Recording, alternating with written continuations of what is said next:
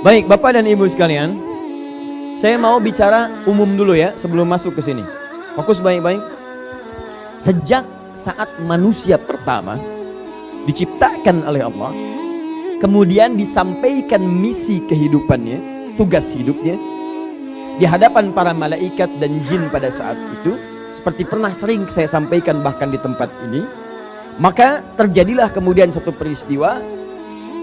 Manusia ini punya keunggulan, diberikan bekal pengetahuan dan ditugaskan membawa misi ke bumi. Quran surah kedua Al-Baqarah ayat 30. Wa idh qala rabbuka lil malaikati inni ja'ilun fil ardi khalifah. Siapa yang ditunjuk? Manusia, Adam namanya. Wa 'allama Adam al-asma'a kullaha. Secara singkat, Adam punya kelebihan kemampuan, maka dimintakan makhluk pada saat itu untuk hormat kepada Adam sebagai, ini yang paling penting, sebagai ketaatan atas perintah Allah. Di semua perbuatan kita itu, kalau diperintahkan oleh Allah, jangan dilihat perbuatannya, dilihat perintahnya. Kalau bukan perintah Allah, gak usah kita kerjakan, cuma karena perintah kita lakukan. Diminta semua sujud. Quran surah kedua Al-Baqarah ayat 34. Saya mulai dari yang keempat dulu. Wa idh qulna lil malaikati isjudu li adama fasajadu. Ketika kami perintahkan pada semua malaikat dan termasuk kalangan jin yang hadir pada saat itu sujud hormat pada Adam, semua sujud illa iblis, kecuali satu makhluk, iblis. Satu makhluk ini. Siapa iblis itu? Disebutkan di Quran surah ke-18 ayat ke-50. Ini poinnya. Surat ke-18, surah ke-18 Al-Kahf ayat ke-50, paling kanan di pertengahan. Redaksinya awalnya sama dengan yang ini, cuma keterangan akhirnya berbeda. Wa idh qulna lil malaikati isjudu li adama fasajadu illa iblis. Sama persis.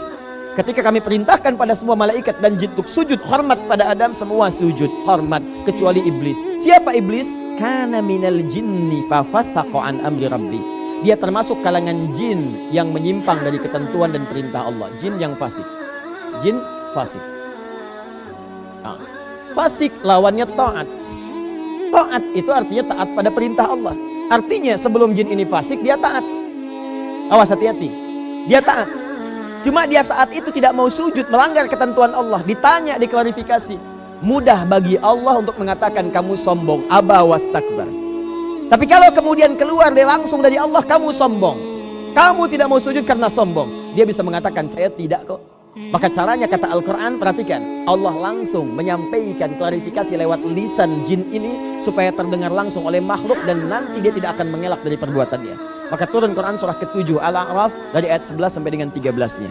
Qala ma mana'aka alla tasjuda id amartuk. Hei, kenapa kamu tidak mau sujud ketika aku perintahkan? Bukan sujudnya yang penting, tapi perintahnya. Ini perintah saya. Anda pun dalam sholat, kalau nggak mau sujud itu terserah. Anda sholat, tidak sholat, Allah nggak butuh dengan sholat Anda. Cuma ini perintah. Ketika Allah perintahkan, kita lakukan. Kata Allah, bukan karena sujudnya. Sujud itu nggak terlalu penting bagi saya. Ini perintah saya. Kenapa kamu nggak taat perintah saya?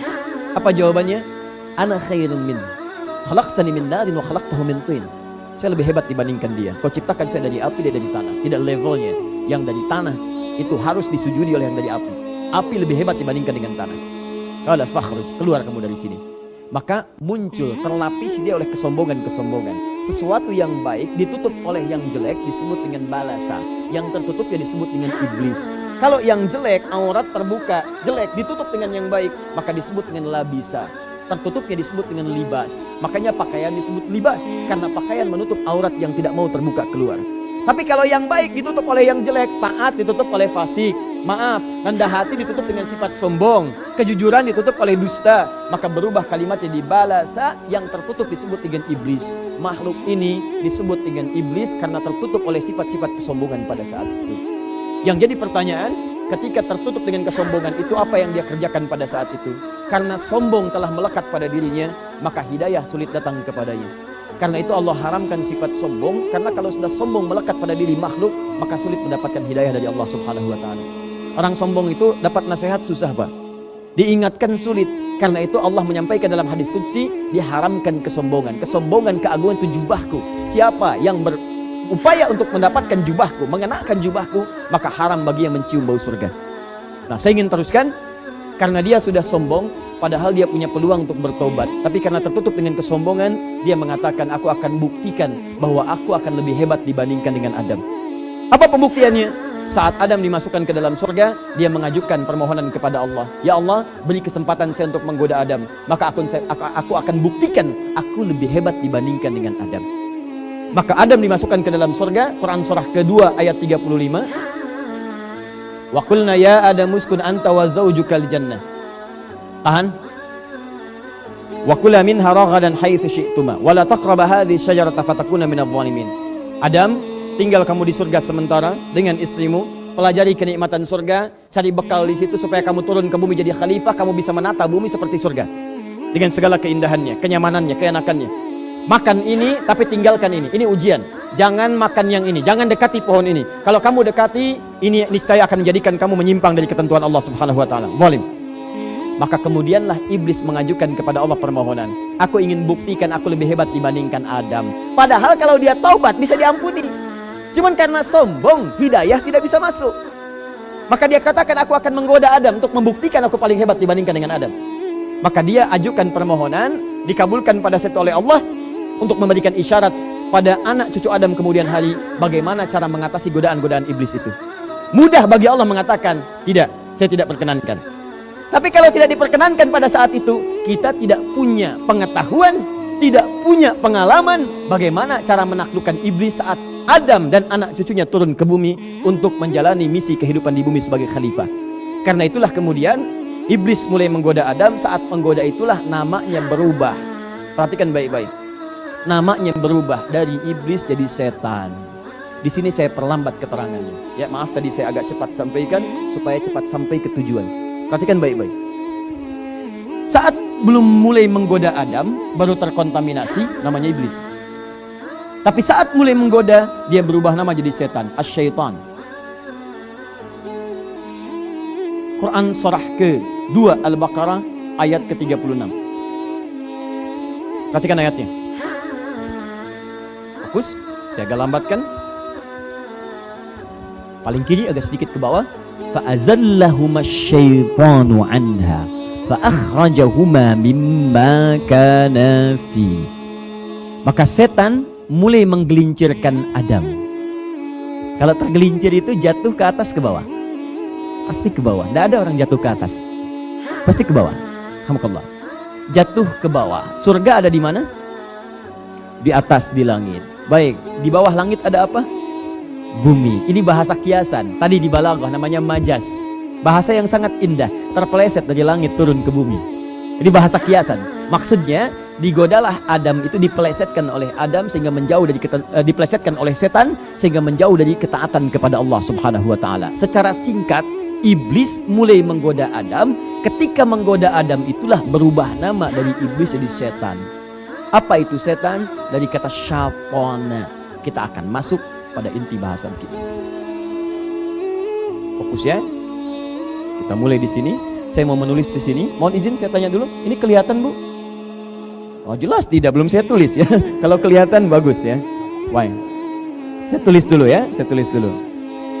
Shin, Pa, Nun. Nah, sekarang kelihatan?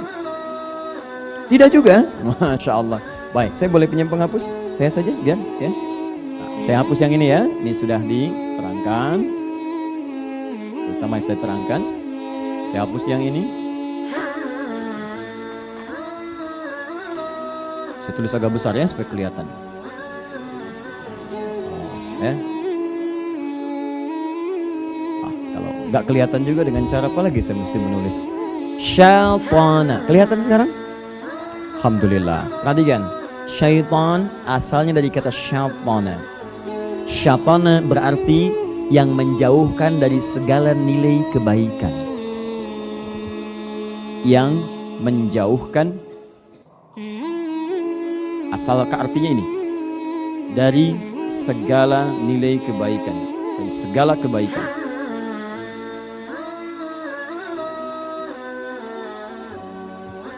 Jadi, kalau Anda akan mengerjakan kebaikan, tiba-tiba ada sesuatu yang menjauhkan, jangan lakukan, jangan kerjakan, tinggalkan itu. Itu pekerjaannya saat membisiki Anda atau mengajak Anda menjauh disebut dengan syaitan. Kalau syatona ini melekat pada satu benda atau makhluk, hidup ataupun mati, atau dimanfaatkan untuk menjauh dari nilai kebaikan, maka berubah kemudian makhluknya berubah dari syatona jadi syaitan. Kalau itu melekat pada satu makhluk sifat syatona, maka makhluk yang berubah nama jadi syaitan. Jadi syaitan artinya makhluk atau sosok atau bahkan sifat yang menjauhkan seorang hamba dari segala nilai-nilai kebaikan. Ini sifatnya. Kalau melekat pada satu makhluk, maka makhluknya disebut apa? Syaitan.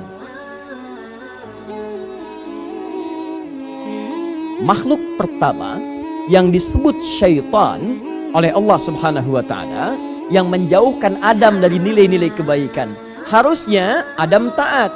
Harusnya yang dilakukan oleh Adam, ini makan yang ini, makan yang itu. Nikmati ini, jauhi pohon ini, jauhi. Kata syaitan, dekati, dekati, dekati. Mendekati tidak baik, menjauhi itu baik. Dijauhkan dari kebaikan, didekatkan kepada larangan. Berlakulah kemudian hal yang tidak disukai oleh Allah Subhanahu wa taala, mengerjakan yang tidak baik. Ketika mengerjakan yang tidak baik itu terpeleset Adam, bahasa Al-Qur'annya yang mempelesetkan setan. Kenapa disebut setan? Karena dia menjauhkan dari nilai-nilai kebaikan yang ditetapkan oleh Allah Subhanahu wa taala. Paham sampai sini? Saya ingin kita paham dulu teman-teman sekalian, Bapak dan Ibu. Jadi kesimpulannya, setiap ada yang menjauhkan dari kebaikan, maka namanya apa? Ingat baik-baik, ingat namanya apa? Ulangi namanya apa? Jadi ingat, fokus baik-baik. Kalau ada manusia yang menjauhkan dari kebaikan, maka sifatnya apa namanya? Apakah ada manusia yang disebut setan? Ada. Ada. Buka Quran surah ke-6 ayat 112. Quran surah ke-6 ayat 112. Fokus baik-baik. Al-An'am ayat 112, paling kiri sebelah atas. Ya. Awal juz yang ke-8. Wa kadzalika ja'alna likulli nabiyyin aduwwa syayatinal insi wal jin yuhi ba'dhum ila ba'dhin zukhrufal qawli ghurura. Ada ayatnya? Demikianlah kami tetapkan, kami jadikan bagi setiap nabi itu punya musuh. Siapa musuhnya? Golongan-golongan setan. Apa yang dimaksud setan? Tadi saya kembalikan, yang menjauhkan dari nilai-nilai kebaikan. Saya tanya pada Bapak dan Ibu, maaf ya, saya tanya dulu sebentar. Kalau Nabi ngajak pada kebaikan atau keburukan? Pasti baik. Ayo sholat, ayo berkata yang baik, ayo jujur, ayo tawadhu, rendah hati, ayo terapkan nilai kebaikan dalam kehidupan masyarakat, jauhkan dari korupsi, jauhkan dari dusta, jauhkan dari fahsya, jauhkan dari yang kotor, semua baik. Cuma dia punya lawan, lawannya disebut dengan setan. Kenapa disebut setan? Karena saat Nabi mengajak pada yang baik, dia mengajak pada yang buruk. Gak benar itu, korupsi aja yuk korupsi. Gak benar itu, bohong aja yuk bohong. Gak benar itu, jorok aja yuk jorok. Ketika para Nabi mengajak pada kebaikan, maka lawannya mengajak kepada keburukan. Lawan yang mengajak pada keburukan punya sifat yang melekat dengan nama yang sama, setan. Yang paling bahaya ketika disebutkan setannya disebut syayatinal insi wal jin. Setan dari kalangan manusia. Jadi sifat ini mengajak pada kejelekan ini bukan hanya melekat pada diri iblis yang asalnya jin, tapi juga bisa berpotensi melekat pada manusia. Jadi ada manusia wujudnya manusia tapi membawa misi-misi setan, yaitu menjauhkan ketaatan dari Allah Subhanahu wa taala. Hati-hati. Dan ini yang paling susah. Setan manusia lebih susah menghadapinya dibandingkan dengan setan jin dari kalangan iblis. Paham sampai sini? Pengantarnya paham? Saya cek ibu kalau paham. Saya cek dulu ya. Ibu kalau malam-malam mau tahajud, begitu ibu mau sholat, papa mengatakan, mama gak usah tahajud dulu, sini temani papa nonton bola. Masya Allah. Jadi papa saat itu sedang menjadi, bukan saya yang bilang ya, bukan saya, istri bapak sendiri. Bukan. Papa saat itu sedang menjadi terbisiki oleh jin sehingga seakan-akan mengarahkan fungsi setan. Saya tidak pernah mengatakan papa sedang menjadi setan. Hati-hati ya, hati-hati. Jangan salah menyimpulkan sekarang banyak pernyataan-pernyataan yang kalau dikaji dari ilmu mantik, premisnya salah. Sehingga kesimpulannya tidak tepat. Awas, atau ada yang premisnya benar, cuman kesimpulannya salah. Premis itu pengantarnya, 1, 2 benar, kesimpulan salah. Contoh paling gampang begini. Ya, antum nama siapa? Agung. Lihat sini. Agung suka pisang. Monyet suka pisang. Ya, saya ulang. Agung suka pisang. Monyet suka pisang. maka agung sama dengan tuh kan, salah kan kesimpulannya. salah kesimpulannya. Maka agung sama-sama suka pisang gitu. Kalau antum katakan agung sama dengan monyet, antum yang salah. Nah, itu banyak, itu kalimat seperti sederhana, tapi sekarang jadi permainan. Pilih mana, muslim yang koruptor atau non muslim yang jujur. Tuh kelihatannya benar, tapi dahsyat pengaruhnya. Itu premisnya salah. Dalam ilmu mantik keliru. Pilih mana, muslim yang koruptor atau non muslim yang jujur. Anda kalau ingin membandingkan dua-duanya mesti apple to apple, bandingkan apel dengan apel. Kalau ingin bandingkan non muslim yang jujur, bandingkan pula dengan muslim yang jujur. Yang tidak jujur bandingkan dengan yang tidak jujur lagi, sehingga seimbang perbandingannya. Apa tidak ada 200 juta lebih di Indonesia muslim yang jujur? Tuh, kalimat seperti itu kelihatan sederhana tapi dahsyat, itu pengaruhnya luar biasa. Nanti ada ayatnya di Quran surah ke-2 Al-Baqarah ayat 204, paling kiri sebelah atas. Hati-hati, kata Al-Quran, ada orang-orang ketika bicara kata-katanya begitu menarik, retorikanya begitu cantik, tapi maksudnya itu menjerumuskan Anda pada keburukan. Wa minan nasi may yu'jibuka qawluhu fil hayatid dunya wa yashhadullaha ala ma fi qalbihi wa huwa aladul khisam. Ada di antara orang-orang kata-katanya begitu bagus, kadang-kadang membawa nama Allah, ya. Masya Allah, semua agama sama, menuju pada Tuhan yang sama, cuman caranya beda-beda. Ayatnya diambil, ini Al-Baqarah ayat 62, dipotong ayatnya, seakan-akan semuanya benar, padahal dia musuh yang paling nyata. Agung? Baik. Kita belum mulai. Nah, sekarang perhatikan baik-baik. Lihat sini, lihat. Tadi setan dari kalangan siapa satu? Jin. Awas, lihat ya, jin. Lihat cara kerjanya. Saya terangkan ini dulu, nanti baru ke sini sehingga Anda paham. Nanti di ujung baru Anda mengerti apa yang saya maksudkan, ya. Satu jin. Kedua apa tadi? Manusia. Ins ya, al-ins. Fokus. Apa artinya jin? Awas. Ini selalu satu paket di Al-Quran, selalu satu paket. Seringkali jadikan sepaket. Setiap ada jin, ada ins. 18 kali pasangannya disebutkan dalam Al-Quran. Ya ma'syaral jinni wal wa ma khalaqtul jinna wal. Dan kalau ini dijamakkan, ini ikut jamak. Ini jamaknya jinnah, jinnatun. Ini jamaknya nasun. Disebutkan 241 kali. Begitu jinnah disebut, nasnya ikut. Minal jinnati. Perhatikan baik-baik. Ini jin, ini ins. Dalam bahasa Arab, satu kalimat yang dimulai dengan huruf jim dan nun itu menunjukkan sosok yang tidak nampak, tersembunyi. Tidak nampak, tersembunyi. Contoh, setiap ada jim dengan nun di awalnya, itu menunjukkan yang tidak tampak. Surga apa bahasa Arabnya? Jannah. Kenapa disebut jannah? Karena saat ini belum nampak dalam pandangan kita. Ibu di dalam rahimnya ada janin kalau mengandung. Kenapa disebut janin? Karena tidak nampak dalam kasat mata kita. Apa pernah ada seorang perempuan mengandung kelihatan dari luar? Itu lihat janinnya gerak-gerak. Tidak nampak. Jin kenapa disebut dengan jin? Karena saat diciptakan fitrahnya tak nampak dalam pandangan kita. Jadi fitrah jin itu saat diciptakan tersembunyi. Tidak ada jin yang senang nampak. Makanya kalau ada jin melakukan penampakan, itu jin sedang keluar dari fitrah. Jin bermasalah, Pak. Yakin, jin bermasalah. Ya. Yang paling banyak masalah adalah manusia-manusia yang cari penampakan jin. Itu pasti lebih punya masalah. Pasti itu. Hindari orang itu. Karena dia mencari jin yang bermasalah, maka manusia itu pun akan mendapatkan masalah. Awas, hati-hati, karena fitrah jin tersembunyi. Saya turunkan pada Anda. Itu punya 3 arti. 1, tidak nampak. 2, kasar. Tidak ada jin yang sopan. Silahkan cek, apa pernah ada orang kerasukan jin datang ke pengajian? Ustadz Adi izin ikut ngaji? Nggak ada.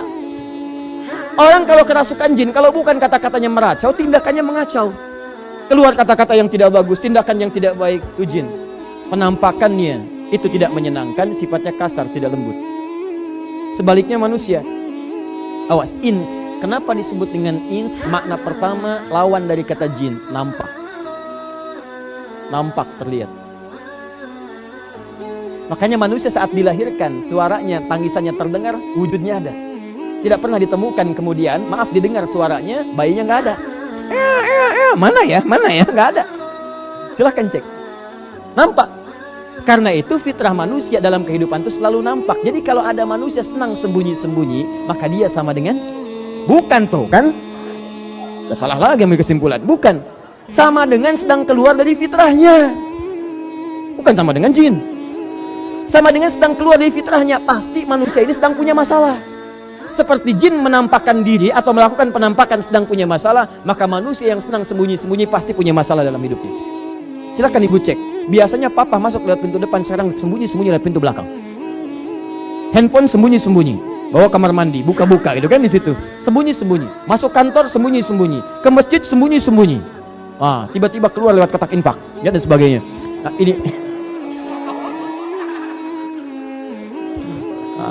ini menunjukkan pasti manusia itu punya masalah. Pasti punya masalah karena setiap kebaikan itu orang senang mengerjakan. Ketika seseorang bersembunyi dari kebaikan, ada sesuatu yang salah dalam dirinya. Kaidah umumnya demikian. Yang kedua, manusia itu lembut. Asalnya nggak ada yang kasar, lembut, baik. Karena itu ketika dia melakukan kesalahan, hati kecilnya akan menolak. Karena sifat kelembutannya. Tidak percaya silahkan, saya sering contohkan kalimat ini. Keluar dari sini pakai sendal orang. Begitu dipakai oleh Anda, hati kecil Anda akan berkata, itu tidak benar. Jangan lakukan, itu bukan punya kamu. Pasti menolak. Ketika Anda berkata kasar, nggak percaya silakan ya, pulang dari sini punya masalah. Anda berkata kasar pada istri, setelah berkata hati Anda akan mengatakan, kenapa kamu berkata yang kasar? Apa nggak bisa kamu katakan yang lembut? Kalau bisa kamu katakan sayang, katakan cinta, kenapa kamu katakan putus? Catat. Bapaknya nyatet di belakang. Sang keluar, gak enak, rasanya gak enak. Nah teman-teman sekalian, fokus ini. Ini jin, ini ins. Kenapa saya terangkan dulu seperti itu? Supaya Anda tahu, ketika dua makhluk ini berpeluang menjadi setan, menjauhkan hamba Allah dari ketaatan kepada Allah, maka Anda perlu ketahui sifatnya ada dua. Mungkin itu jin, tadi disebutkan, artinya tak nampak dalam pandangan. Di cara kerja setan itu, yang pertama kali dia lakukan adalah memberikan godaan langsung dari sisi yang tidak Anda ketahui. Cuman terdengar was-wasnya. Perhatikan, was-was itu bisikan-bisikan yang tak nampak langsung. Pada awalnya tak nampak langsung. Fokus ini. Ketika pertama kali setan disebut dengan jin, itu artinya cara kerja setan yang pertama memberikan bisikan-bisikan kepada jiwa kita dari sisi yang tidak kita lihat. Seakan-akan sudah ada bisikannya dalam dirinya. Kalau Anda merasakan bisikan seperti itu, maka yang sedang bekerja namanya setan dari kalangan jin. Ini satu. Paham? Pernah mendengar bisikan ini? Azan berkumandang, Allahu Akbar, Allahu Akbar. Sudah selesai, la ilaha illallah. Selesai. Tiba-tiba ada bisikan, sholat nomor 2. Nomor 1, terusin dulu aja makannya. Pernah dengar? Sinetronnya mau berakhir. Padahal orangnya tak nampak dalam pandangan kita. Sosoknya gak kelihatan. Itu artinya ada jin yang sedang berperang, membisikkan-bisikan pada diri kita. Itu setan, dari kalangan iblis. Baik, tahan sebentar. Pernah merasakan seperti ini? Begitu sudah selesai wudhu, tiba-tiba setelah selesai mau sholat, dalam diri kita tiba-tiba ada perasaan, kamu sebetulnya udah wudhu belum? Kayaknya batal nih tadi. Kayaknya batal kamu. Pernah punya perasaan begitu? Nah, pertanyaan saya, kelihatan gak yang membisikkan itu? Enggak, itu jin. Setan dari kalangan jin. Baik, pernah punya perasaan begini setelah ibu pulang dari mall, sampai ke rumah, ngobrol malam dengan suami, tahu nggak tadi ada tas bagus banget saat di mall? Pernah begitu? Nanti suami ibu mengatakan, mah, tas itu kan fungsinya cuma untuk menampung barang-barang yang ringan. Ada uang, ada kartu, ada macam-macam, ada mushaf. Sederhana nggak apa-apa mah, yang penting bisa mengantarkan mama ke surga. Kata mama, iya pak ya, betul. Tapi yang tadi juga bagus kok pak, bisa mengantarkan ke surga. Anda pulang dari pasar, ada barang yang diingat. Anda pulang dari mall, ada barang yang ingin dibeli. Tidak terbeli, masuk dalam pikiran. Pernah begitu? Baik, itu setan, ada setannya, kalangan jin. Fokus, awas, hati-hati. Pernah menemukan DKM berselisih di masjid? Pernah, itu ada setan. Setan dari kalangan jin. Awas, hati-hati. Pernah antum di kantor ada dorongan-dorongan untuk berbuat yang tidak pantas? Baik, kalau antum sudah naik levelnya, ada sekretarisnya, Masya Allah, satu ruangan dengan sekretaris laki-laki perempuan? Perempuan. Lihat ibu di rumah cuma 3 jam, sekretaris 8 jam, boleh masuk. Hati-hati, dorongan-dorongan tidak baik di jalan, lewat, tampilan, gambar macam-macam, tiba-tiba muncul syahwat. Pernah ada perasaan seperti itu? Tuh, lihat. Antum kalau lihat iklan shampoo, yang dilihat shampoo-nya apa orangnya? Tuh. Ada setannya. Tapi tak nampak. Jadi seakan-akan dorongannya dalam jiwa. Ada dorongan sesuatu muncul dalam diri kita tuh. Siapa itu? Yang mendorong itu pada keburukan, jelas namanya setan. Kalau tak nampak berarti jin. Jadi cara kerja setan yang pertama, dia membisikkan langsung pada jiwa kita tanpa perantara. Dan itu disebutkan janji dalam Al-Quran surah keempat An-Nisa ayat ke-117 sampai dengan 118. Kalau dibaca dari ayat 116 yang akan nyambung sampai ke bawah. La'anahullah. Setan dilaknat oleh Allah. Setelah dia mengajukan proposal kepada Allah untuk menggoda Adam, diusir dari surga, dia mengatakan, izinkan saya turun ke bumi, sama-sama menggoda. Saya ingin buktikan saya lebih hebat daripada Adam dan keturunannya. Keturunan saya, kata iblis, akan lebih hebat dibandingkan Adam dan keturunannya. Maka dia ingin buktikan dengan menggoda anak cucu Adam. Maka turun mereka semua ke bumi. Quran surah kedua ayat 38. Qul nahbitu minha jami'a. Turun kalian semua ke bumi. Tapi ada janji Allah yang diberikan kemudian kepada anak cucu Adam sebagai benteng dari setan. Nanti kita akan lihat. Nah, saat diturunkan itulah setan dilaknat, dia berjanji kepada Allah. Lihat kalimatnya. La'anahullah wa qala la'attakhidanna min ibadika nasiban mafruḍa. Dia dilaknat oleh Allah, kemudian dia berjanji, bersumpah di hadapan Allah. Lihat kalimatnya. Saya bersumpah ya Allah, saya akan manfaatkan bagian dari tubuh manusia untuk saya goda secara langsung. Digoda secara langsung tanpa perantara. Bagian dari tubuh manusia itu yang disebut dengan nafsu namanya. Nafsu. Nafsu nama lainnya disebut dengan fujur. Jadi kalau nafsu itu dalam dirinya, rambatannya disebut fujur. Jadi dia masuk ke dalam nafsu. Nah, nafsu. Kalau nafsu sudah dikuasai oleh setan, nanti dia akan merambat keburukan, memberikan sinyal-sinyal buruk. Buka Quran surah ke-12 ayat 53. Wa ma ubarri'u nafsi innan nafsa la'ammaratun bisu. Saya tidak bisa menjadikan diri saya suci karena ada nafsu. Nafsu itu seringkali mengarahkan pada keburukan. Siapa yang mengarahkan? Setan. Dia masuk ke nafsu, dia bisikan. Nah, ketika itu merambat masuk ke mata, maka mata melihat pada yang tidak baik. Masuk ke lisan, lisan bicara pada yang tidak baik. Masuk ke tangan, tangan mengerjakan hal yang tidak pantas. Masuk ke kaki, kaki berjalan dengan cara yang tidak elok, tidak baik. Maka rambatannya disebut dengan fujur. Nama lain nafsu itu fujur. Saat kita tercipta sudah ada fujur dalam diri kita. Quran surah ke-91 ayat 7 sampai 10. Wa nafsi wa ma sawwaha fa alhamaha fujuraha wa taqwaha. Fokus, ingat baik-baik. Maka yang pertama kali dilakukan oleh setan, dia akan menggoda langsung ke dalam jiwa manusia yang disebut dengan nafsu. Dia akan manfaatkan nafsu. Masuk ke nafsu. Nih.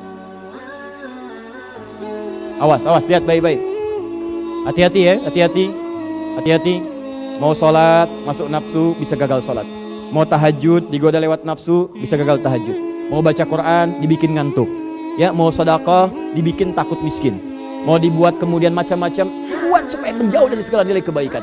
Mau berbuat baik silaturahim, diputus dengan pertengkaran, diputus dengan perselisihan. Mau datang ke pengajian, datang bisikan-bisikan yang menjauhkan dan sebagainya. Bahkan yang paling dahsyat, peserta pengajian satu dengan yang lain bisa dibuat berantem, berselisih, saling menjelekkan dan sebagainya. Dia tidak sadar dia sedang dikuasai oleh setan. Kalau Anda tidak kenal setan yang mana yang menggoda Anda, maka disitulah bencananya akan muncul. Anda sulit untuk menghindarinya.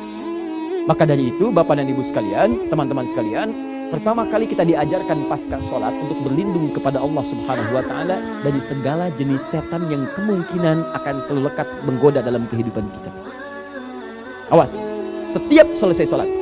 Kenapa setiap selesai sholat diajarkan zikir? Supaya dengan zikir ini dijaga di benteng kita dari setan. Karena orang-orang yang tak mampu berzikir itu yang disenangi oleh setan. Buka Quran surah 43 ayat 36. Quran surah ke-43 Az-Zukhruf ayat ke-36. Wa may ya'shu an dzikrir rahmani nuqayyid lahu syaitana. Awas, hati-hati. Fa huwa lahu qarin. Awas, awas, awas. Di sini Anda nanti mendengar ada istilah jin qarin. Fokus baik-baik. Wa may ya'shu an dzikrir rahmani. Siapa yang abai dengan berzikir kepada Allah yang Maha Rahman. Gak suka zikir. Pasca sholat gak mau zikir, mau tidur gak mau zikir, bangun tidur tidak zikir. Awas, hati-hati, duduk susah zikir. Orang duduk zikir, bangun zikir, berbaring zikir. Alladzina yadhkurunallaha qiyaman wa qu'udan wa 'ala junubihim. Dia gak mau zikir. Nah, setan itu akan lebih mudah menggoda orang yang tidak senang zikir. Gak usah dibisikin, colek dari jauh aja, udah maksiat. Paling senang siapa yang abai dengan zikir, bermohon mendekat kepada Allah Ar-Rahman, tidak ingat dengan Allah Ar-Rahman, awas, nuqayyid lahu syaitana, maka dia berpeluang dilekatkan pada dirinya setan, dekat dengan dia. Jadi kalau Anda ingin lihat teman-temannya setan, gampang, lihat orang yang anti zikir. Lihat orang yang tidak suka berzikir. Zikir itu banyak zikir. Salat itu zikir. Salat itu zikir. Dalilnya Quran surah ke-20 ayat ke-14. Innani anallahu la ilaha illa ana fa'budni wa aqimis salata li dzikri.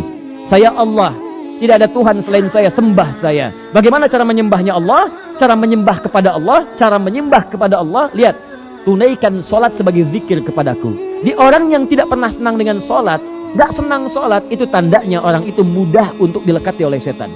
Makanya panggilan salat yang tidak disenangi oleh setan, sangat tidak disenangi. Lihat hadisnya di Abu Daud. Begitu adzan dikumandangkan, setan lari. Idza udzina fafarra syaitanu wa alaihi buratun. Kalau adzan dikumandangkan, maka setan akan lari meninggalkan anak Adam sambil terbirit-birit. Lari dia.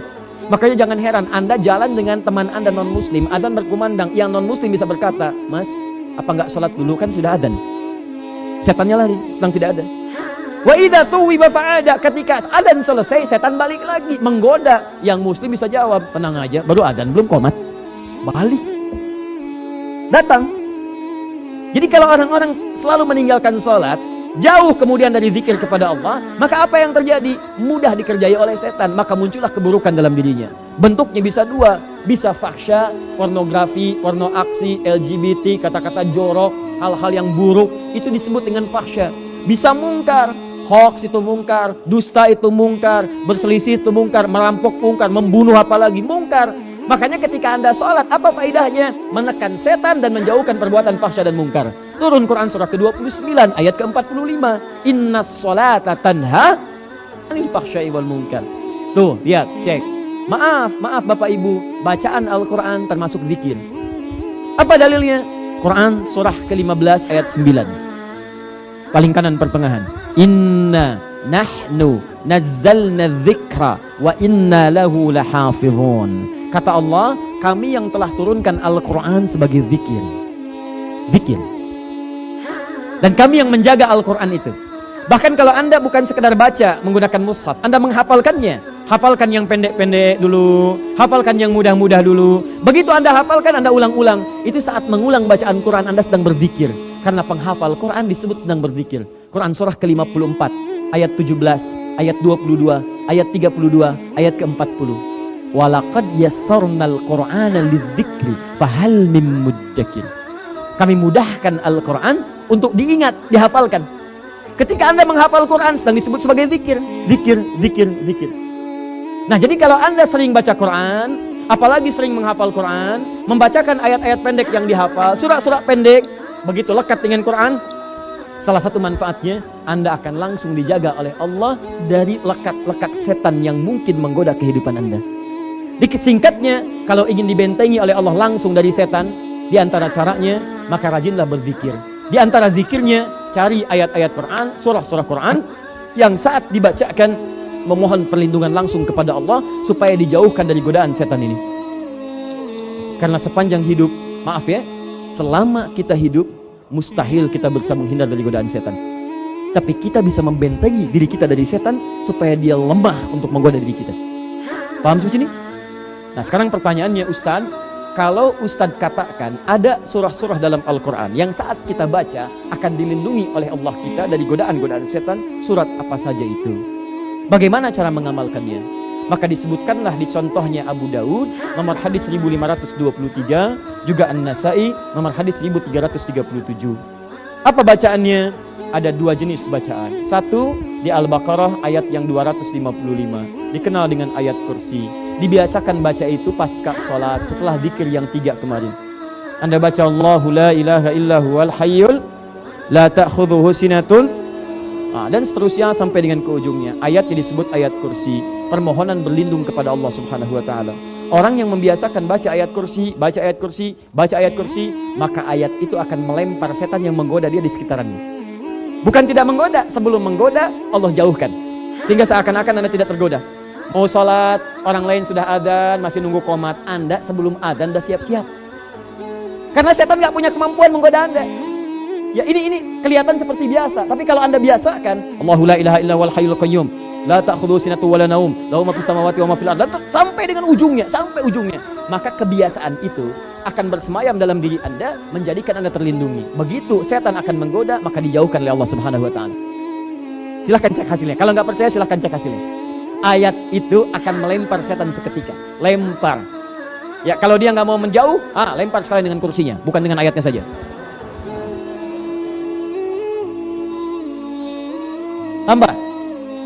Tambahkan, awas, hati-hati. Fokus. Masih ingat cara kerja setan tadi? Pertama menggoda secara langsung melalui bisikan, disebut dengan waswas. Baik, yang membisikkan langsung namanya apa tadi? Setan dari kalangan jin. Ustadz, apa saja jenisnya? Supaya saya bisa mengenalinya. Mau kenalan dengan setan?